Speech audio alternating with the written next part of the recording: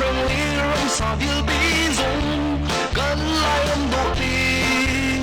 阿杰尔joy tu anh si, lại mi cần nó kipin,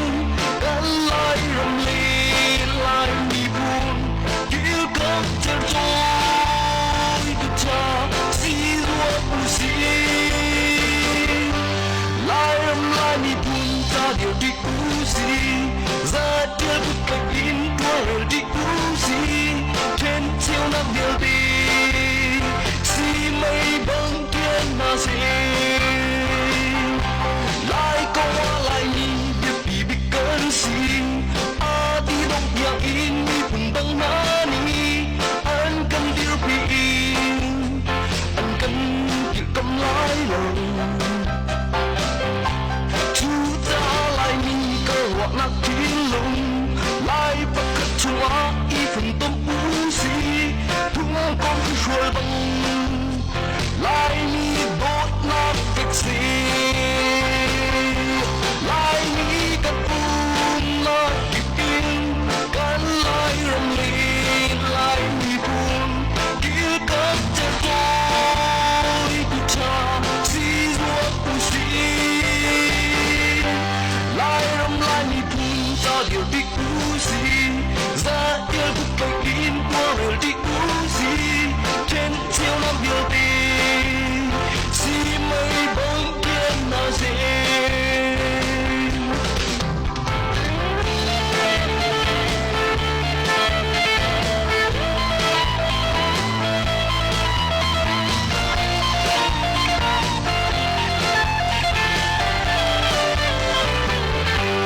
lũ phát yêu hòa tan chủ tâm lâu mộng mi buồn bằng việc hoa y làm trong bí ý biết ý trong đi mình ra xin lỗi buồn ra ta hoa bậc khớp ngay khóc u xí lô lại như dây cực in căn hệ y lô mi buồn bằng nào bằng cần hai tí hoa lâu mù lại mi cần buồn nó kịp in cần lại rầm mi lại mi buồn kia cấp chân tôi tu cha si ruột u si lại rầm lại mi buồn ta điều đi u si ra yêu bút cách in tua rồi đi u si trên chiều nắng điều đi si mây bóng thiên mà si lại mi cần nó kịp in cần lại rầm li lại mi buồn kia cấp chân tôi tu cha si ruột u si lại rầm lại mi buồn ra điều đi u si ra yêu bút cách in tua rồi đi u si trên chiều nắng điều đi si mây bóng thiên mà si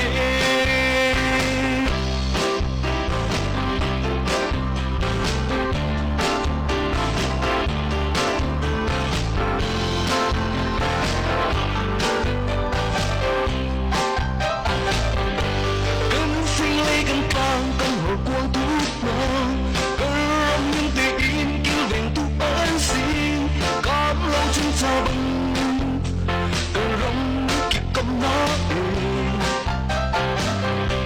càng xa tu tu tiếng rầm người bao đốt nó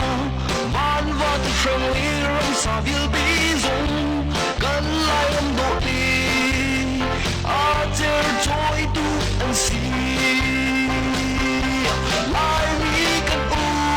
nó kịp in cần lại rầm li lại mi buồn kia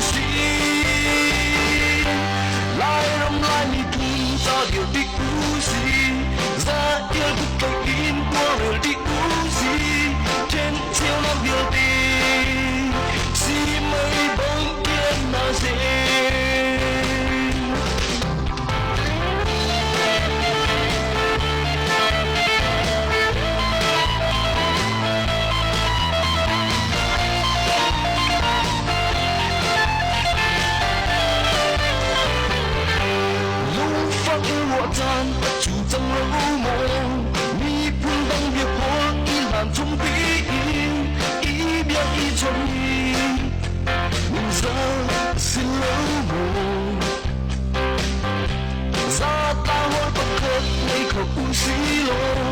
lại như dây thuộc in cân hỉ lốp mơ mi quân nâng hòa vàng cần hai ý hoa lâu mù lại mi cặp bùn nói kịp in cần lại rầm miên lại mi buồn kia cấp trên tôi của cha xí ruột bụi xí điều đi uzi ra yêu cuộc đời in tua real đi uzi trên chiều nào điều đi si mới bỗng kia mà gì lại mi cầm bùn nó kịp in đã lại rầm lên lại mi buồn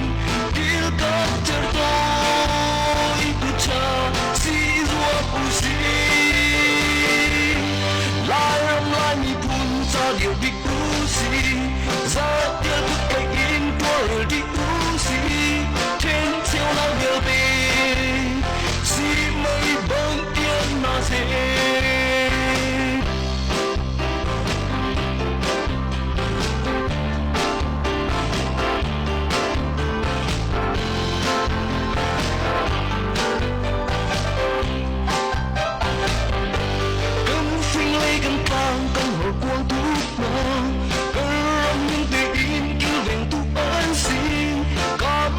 sao bằng cờ rong kịp cầm nó càng xa thu thu tiếng rong hủy bao đốt nó van va từ sông